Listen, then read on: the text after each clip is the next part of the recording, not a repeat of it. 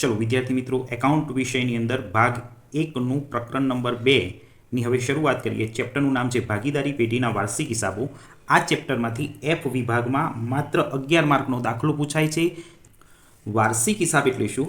તો કે હિસાબી વર્ષના અંતે જે હિસાબો તૈયાર કરવામાં આવે તેને વાર્ષિક હિસાબ કહે છે. એટલે 12 મહિના પૂરા થાય અને જે હિસાબો તૈયાર થાય એને વાર્ષિક હિસાબ કહે છે, જેનું બીજું નામ નાણાકીય પત્રકો પણ છે. આ યાદ રાખજો, નાણાકીય પત્રકોને જ વાર્ષિક હિસાબ કહેવામાં આવે છે. વાર્ષિક હિસાબ તૈયાર કરવા પાછળનો મુખ્ય ઉદ્દેશ ધંધાનો એ છે કે વર્ષ દરમિયાન જે ખરીદ વેચાણ થયું હોય તેમાંથી નફો થયો કે નુકસાન થયું, નફો થયો કે નુકસાન થયું તે જાણવાનો છે. તે ઉપરાંત ધંધાની આર્થિક પરિસ્થિતિ કેવી છે તે જાણવાનો છે. એટલે કે હિસાબી વર્ષના અંતે ધંધામાં મિલકતો કેટલી છે અને ધંધાનું દેવું કેટલું છે તે જાણવાનો છે. આ વાર્ષિક હિસાબ તૈયાર કરવાની આપણા અભ્યાસક્રમમાં 2 રીતો છે. એક અસ્થિર મૂડી ખાતાની પદ્ધતિ અને બીજી સ્થિર મૂડી ખાતાની પદ્ધતિ. અસ્થિર મૂડી ખાતાની પદ્ધતિને બીજી હંગામી મૂડી ખાતાની પદ્ધતિ પણ કહે છે અને સ્થિર મૂડી ખાતાની પદ્ધતિને કાયમી મૂડી ખાતાની પદ્ધતિ પણ કહે છે. આ બંને પદ્ધતિની થિયરી ચેપ્ટર નંબર 1માં આવી ગઈ. હવે આપણે આ 2 પદ્ધતિમાંથી અસ્થિર મૂડી ખાતાની પદ્ધતિનો અભ્યાસ શરૂ કરીએ.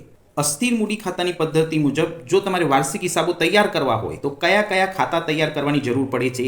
તો આ પદ્ધતિ પ્રમાણે તમારે 5 ખાતા તૈયાર કરવા પડે છે. એક ખાતાનું નામ છે વેપાર ખાતું, બીજા ખાતાનું નામ છે નફા નુકસાન ખાતું, ત્રીજું નફા નુકસાન ફાળવણી ખાતું, ભાગીદારોના મૂડી ખાતા અને પાકું સરવૈયું. એમાં વેપાર ખાતું, નફા નુકસાન ખાતું અને પાકું સરવૈયું આ 3 બાબતોનો અભ્યાસ તો ધોરણ 11માં આવી ગયો હતો. ધોરણ 12માની અંદર આ 3 અને આ 4 આ 2 ખાતાનો નવો થોડોક અભ્યાસ કરવાનો છે. તેની થોડીક સમજૂતી આપી દઉં. નફા નુકસાન ફાળવણી ખાતું એટલે શું?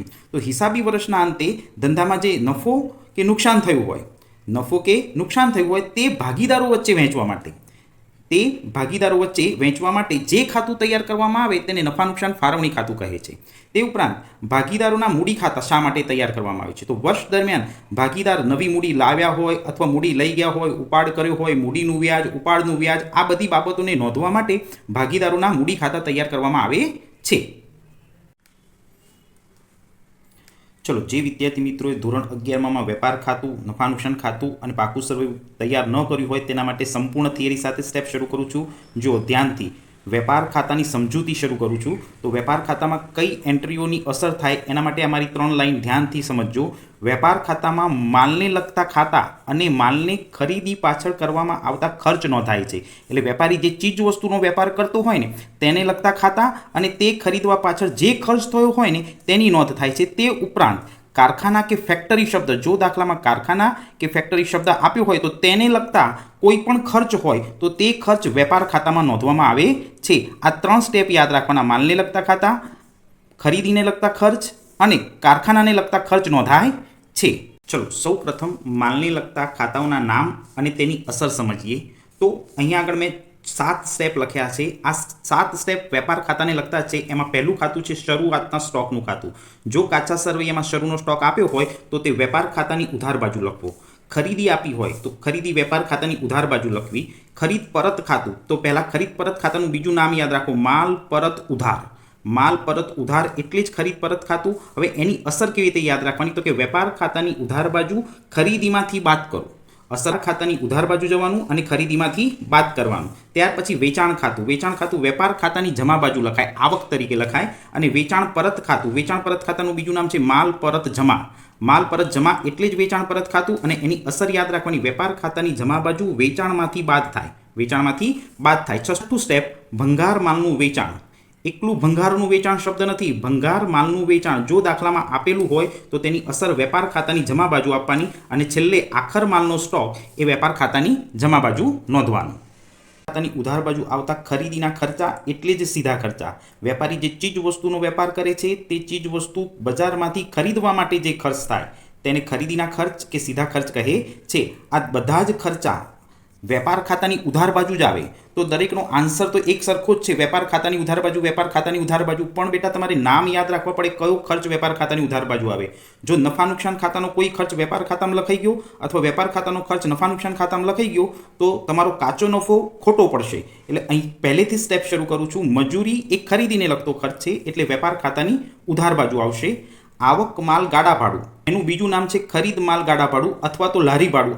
આ ત્રણમાંથી કોઈ એક સ્ટેપ આપેલું હોય તો તમારે એને ખરીદીનો જ ખર્ચ માની વેપાર ખાતાની ઉધાર બાજુ લખવાનો. ત્યાર પછી રેલવે નૂર. રેલવે નૂર એટલે રેલવેમાં માલ લાવવાનું ભાડું, તો એનો ખર્ચ એ ખરીદીનો જ ખર્ચ કહેવાય, માટે વેપાર ખાતાની ઉધાર બાજુ લખવાનો. ત્યાર પછી ઓક્ટ્રોય, એનું બીજું નામ છે જકાત.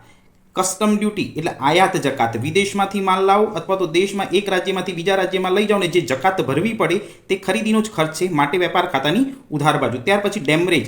ડેમરેજ એટલે રેલવેની અંદર માલ મોડો છોડાવવા બદલ રેલવેને ચૂકવવો પડતો દંડ એટલે ડેમરેજ, એ ખરીદીનો જ ખર્ચ છે. દરમાયો એટલે જ મજૂરી. દરમાયો એટલે જ મજૂરી. ખરાજાત ખર્ચ, આ એક સમજવાનો છે. ખરાજાત ખર્ચ એટલે કે કોઈ માલ બગડી ગયો હોય અથવા તો એની પાછળ રિપેરિંગ કરવું પડે તો તે માલ પાછળ કરવો પડતો ખર્ચ એટલે ખરાજાત ખર્ચ. ત્યાર પછી વોરફેજ. વોરફેજ એટલે જે જગ્યાએ બિલ બન્યું હોય ત્યાં આગળ ભાડું ઓછું ચૂકવાયું હોય અને વધારે ચૂકવવું પડે, વધારે ચૂકવવું પડતું ભાડું એટલે વોરફેજ. ત્યાર પછી તોલાઈ. તોલાઈ એટલે માલને વજન કરવાનો ખર્ચ. આપણે વેપારી તરીકે કોઈ પણ માલ ખરીદીએ તો એ વજન કરીને જ ખરીદીએ છીએ, એટલે તેનો તોલાવાનો ખર્ચ. તે ઉપરાંત રોયલ્ટી, કારખાનાનું ભાડું, કારખાનાના કરવેરા, કારખાનાના મકાનનો ઘસારો, કારખાનાના પ્લાન્ટ અને યંત્રોનો ઘસારો, આ બધા ખર્ચા એ કારખાનાના ખર્ચા છે, જે વેપાર ખાતાની કઈ બાજુ આવશે? ઉધાર બાજુ આવશે. હવે વેપાર ખાતાની સમજૂતી એટલે વેપાર ખાતાનો નમૂનો કેવી રીતે તૈયાર થાય તે સમજાવું. જે વિદ્યાર્થીને 100માંથી 100 માર્ક લાવવા હોય એકાઉન્ટની અંદર, તે વિદ્યાર્થી વેપાર ખાતાની બંને બાજુ એટલે ઉધાર જમા બાજુ બાંધજો અને તે ઉપરાંત ઉપર ટાઇટલ ફરજિયાત બનાવજો. શ્રી ખાલી જગ્યા એટલે વ્યક્તિનું નામ લખવાનું, નું તારીખ ખાલી જગ્યા રાખી છે એમાં તારીખ લખવાની, ના રોજ પૂરા થતા વર્ષનું વેપાર ખાતું. આ રીતે ફરજિયાત ટાઇટલ બનાવવાનું અને પછી દાખલો શરૂ કરવાનો. વેપાર ખાતાની ઉધાર બાજુ વિગતનું ખાનું અને રકમનું ખાનું, જમા બાજુ વિગતનું ખાનું અને રકમનું ખાનું. તો આ વિગતના ખાનાની અંદર કઈ એન્ટ્રી ઉધાર બાજુ લખાય અને કઈ એન્ટ્રી જમા બાજુ લખાય એની એક સમજૂતી સમજાવી દઉં. તો વેપાર ખાતાની ઉધાર બાજુ પહેલી જ એન્ટ્રી શરૂનો સ્ટોક. હવે શરૂનો સ્ટોક કાચા સરવૈયામાં આપ્યો હોય એ લઈ અને અહીં ખાલી રકમ લખવાની છે. ત્યાર પછી ખરીદીની રકમ અંદરની સાઈડ લખવાની. આ આઉટર કોલમ કહેવાશે, આ ઇનર કોલમ કહેવાશે. તો કોઈ પણ રકમનો સરવાળો બાદબાકી કરવી હોય તો અંદરના ખાનાનો ઉપયોગ કરવાનો, એટલે ખરીદી અંદર લખવાની. એમાંથી જો ખરીદ પરત આપી હોય તો બાદ કરી અને પછી જવાબ લખવાનો. તે ઉપરાંત જો દાખલાની અંદર અન્ય રીતે ગયેલ માલના ખાતા આપ્યા હોય, એટલે આગમાં બળી ગયેલ માલ, ચોરીથી ગયેલ માલ, જાહેરાતમાં આપેલ માલ, એવું કોઈ પણ ખાતું આપ્યું હોય તો તે રકમ આમાંથી બાદ કરી અને ચોખ્ખી ખરીદી બહાર લખવાની. હવે તે ઉપરાંત મેં જે ખરીદીના ખર્ચા એટલે સીધા ખર્ચા કીધા હતા એ સીધા ખર્ચાનું મેં અહીંયા લિસ્ટ લખેલું છે.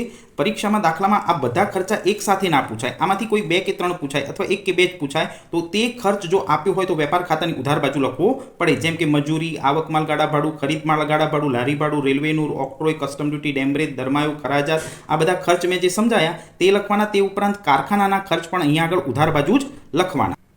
હવે વેપાર ખાતાની જમા બાજુની એન્ટ્રીઓ. વેપાર ખાતાની જમા બાજુ એક મુખ્ય આવક તરીકે વેચાણની આવક લખાય. વેચાણ અંદરની સાઈડ લખવાનું.